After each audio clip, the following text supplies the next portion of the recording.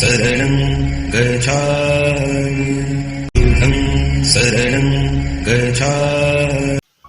हमारे देश में कमल के फूल को एक ज्ञान का भंडार का प्रतीक के रूप में माना जाता है और एक मत के अनुसार किसी कमल के फूल को उसके डंठल के साथ किसी को प्रदान करने को नालंदा कहते हैं।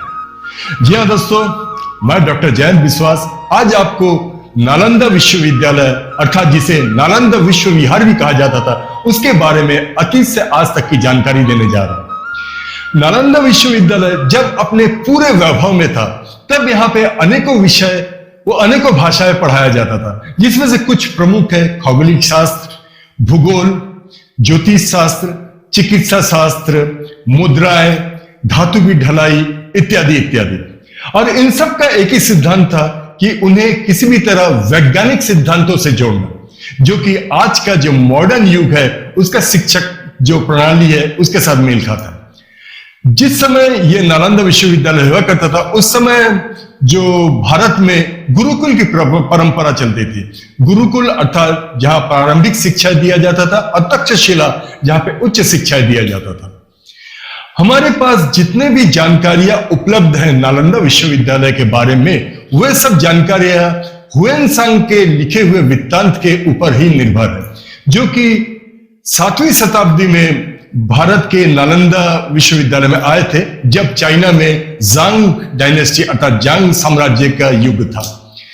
हुएनसांग यहाँ पे काफी दिनों तक थे और इन्होंने बहुत बारीकी से नालंदा विश्वविहार का अध्ययन किया था और वे अपने वृत्तांत में लिखे थे। उनके अनुसार यहाँ पे 10,000 छात्रों का रहने का बंदोबस्त था और 1,000 से 1,500 तक या शिक्षक गण अर्थात भिक्षुक भी रहा करते थे। मगर अभी जो मॉडर्न कैलकुलेशन जो इंडियन किए हैं उसके हिसाब से 1 से 4,000 लोगों का रहने का यह व्यवस्था थी।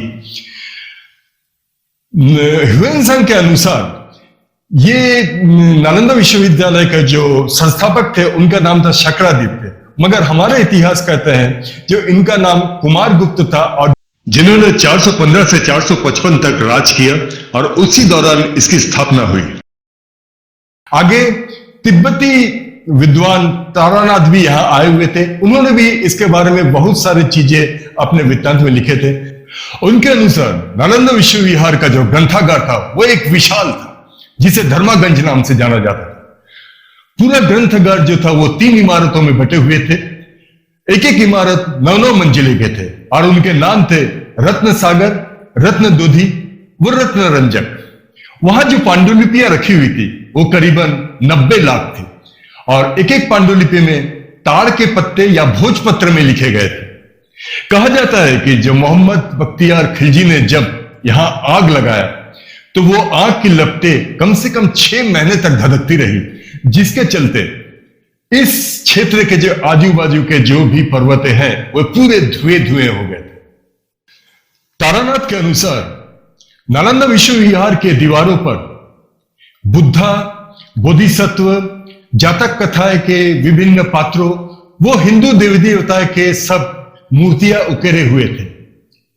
दोस्तों, एक पारसी विद्वान जिनका की नाम था मिन्हाज सिराज, उनके अनुसार उनके लिखे गए किताब तबाक़त नौसेरी में यह उल्लेख है कि जब मोहम्मद बख्तियार खिलजी ने नालंदा पे आक्रमण किया तो वो बड़ा विध्वंसकारी था।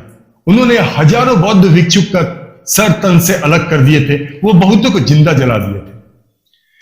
परंतु कुछ भिक्षुक व कुछ छात्र वहां के कुछ पांडुलिपियां को लेकर भागने में समर्थ हो गए थे, जो कि आज विश्व के अनेक बड़े बड़े ग्रंथागार में उपलब्ध है। दोस्तों, 1200 शताब्दी में खिलजी ने इस पे चढ़ाई किया था, लेकिन कहा जाता है कि वह अकेला इसके विध्वंस में दोषी नहीं है, क्योंकि इसके पहले भी नालंदा पे अनेक आक्रमण हुए। खासकर पाल राजवंश के अंतिम चरण में भी इस पे चढ़ाई हुआ था, इसे नष्ट करने की कोशिश की गई थी। दरअसल यहाँ पे तांत्रिक वो काला जादू जैसे भी कुछ विषयों का अध्ययन किया जाता था, जिसके कि वहां के लोग खिलाफ थे और यही कारण था इसके विध्वंस का। दोस्तों, एक तिब्बती विद्वान धर्मा स्वामी के अनुसार 1200 ईस्वी में जो खिलजी ने इसे ध्वंस किया था वो पूरी तरह नष्ट नहीं हुआ था, क्योंकि जब धर्म स्वामी यहाँ 1234 में आए थे तो उन्होंने यहाँ पे बहुत सारे इमारतें अपने पूरी शानो शौकत पे पाए थे, जो कि बिना किसी खरोच के यहाँ पे मौजूद थे। और यहाँ पे उस समय राहुल सिंह भद्र के नेतृत्व में यहाँ पढ़ाई हो रही थी। यहाँ बहुत सारे बौद्ध भिक्षु, वो पंडित भी यहाँ पे उपस्थित थे। शरणं गच्छामि। दोस्तों, नालंदा विश्व विहार की स्थापना 5वीं शताब्दी में हुई और 1200 शताब्दी में इसे मोहम्मद बख्तियार खिलजी ने पूरी तरह ध्वंस कर दिया। लेकिन ये जो समय काल था 700 से लेकर 1000 तक, तब ये नालंदा विश्व विहार विश्व का सबसे बड़ा उच्च शिक्षा का केंद्र रहा। पूरे वैभव के साथ ये संचालित होता रहा। मगर अफसोस, जो इसके ध्वंस होने के बाद करीब करीब 700 साल तक इसका कोई भी उल्लेख किसी भी इतिहास में नहीं है। भारत में उस समय न जाने कितने साम्राज्य, कितने शासन बदले, लेकिन इसका कोई भी सुध नहीं लिया। जब अंग्रेज हुकूमत आई 17वीं शताब्दी में, तब पहली बार वहां के 3 वैज्ञानिक, जिनके का नाम था फ्रांसिस बुकनान, मेजर मरखाम किट्टो और अलेक्जेंडर कुनिंगम, इन तीनों ने पहली बार ये देखा जो इस स्थल पे कोई बड़े बड़े मिट्टी के टीले हैं। तब उन्होंने आसपास के गांववासियों से, ग्रामीणों से पूछा इसके बारे में, तो उन्हें अपने लोक कथा के अनुसार समझ आया कि इसके नीचे कोई नगरी थी। तब उन्होंने वहां का उत्खनन कार्य आरंभ करवाया और बहुत अच्छे अच्छे वहां से मीनार उनार वो देख पाए, लेकिन वे अपना कार्य पूरी तरह समाप्त नहीं कर पाए। मगर 1917 के लगभग एक ब्रिटिश पुरातत्वविद, जिनका की नाम था डेविड स्पूनर, उन्होंने यहाँ पे उत्खनन का कार्य एकदम युद्ध स्तर में आरंभ कराया और यहां से बहुत सारे शिलालेख, पांडुलिपि, मूर्तियां, बड़े बड़े स्तूप, मीनार, व्याख्यान कक्ष इत्यादि, मंदिरें इत्यादि भूमिगत से ऊपर उठवाए। उसके बाद सन 1974 से लेके 1982 तक आर्कियोलॉजिकल सर्वे ऑफ इंडिया के 2 पुरातत्वविद, जिनका नाम था हीरानंद शास्त्री और बाद में बीपी सिन्हा, इनके नेतृत्व में इसे पूरा आकार वापस जो हम आकार आज देख रहे हैं वो आकार तक लाने में इन दोनों का ही हाथ रहा। आगे दोस्तों, हमारे आधुनिक भारत के संसद सदन में वर्ष 2010 में यह निर्णय लिया गया कि नालंदा विश्व विहार या नालंदा विश्वविद्यालय को पुनर्जीवित किया जाए। और इसके लिए अंतरराष्ट्रीय स्तर पर बहुत से उच्च शिक्षण संस्था सामने आए, जैसे कि Yale University, Peking Chinese University, European consortium, Asian field university और आर्कियोलॉजिकल सोसाइटी ऑफ इंडिया जैसे बहुत सारे संस्था इसमें सहमत हुए।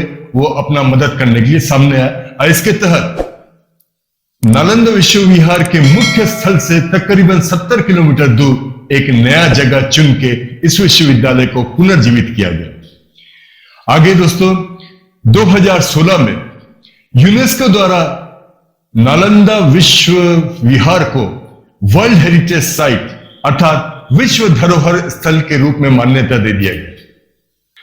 दोस्तों, आगे मुझे ये बात आपके साथ साझा करने में बहुत खुशी हो रही है कि मेरे द्वारा संपादित वो हमारे संस्था द्वारा प्रकाशित किताब cave science insight from the Indian subcontinent की कुछ प्रतियां आधुनिक नालंदा विश्वविद्यालय के ग्रंथागार में रखा गया, जिससे कि हम ये आशा कर सकते हैं कि आगामी दिनों में इस विश्वविद्यालय में गुफा विज्ञान को भी स्थान मिलेगा। तो दोस्तों, आज का ये प्रसंग आपको कैसा लगा हमें कमेंट बॉक्स में जरूर बताएं। वैसे तो इतने कम समय में पूरे नालंदा विश्वविद्यालय को हम व्याख्या नहीं कर सकते थे, फिर भी जो उसके मेन मुख्य जो बिंदु है उसको हमने समझाने की कोशिश की। आशा है आपको अच्छा लगेगा। एक लाइक तो बनता ही है, और अगर आपने अभी तक हमारे इस चैनल को सब्सक्राइब नहीं किया तो बुरा यह हाथ जोड़ के निवेदन है कि इसे सब्सक्राइब कर लीजिए, ताकि हम जब भी ऐसे कोई भी अनोखे प्रसंग बनाए तो आप तक जरूर पहुंचे। नमस्कार।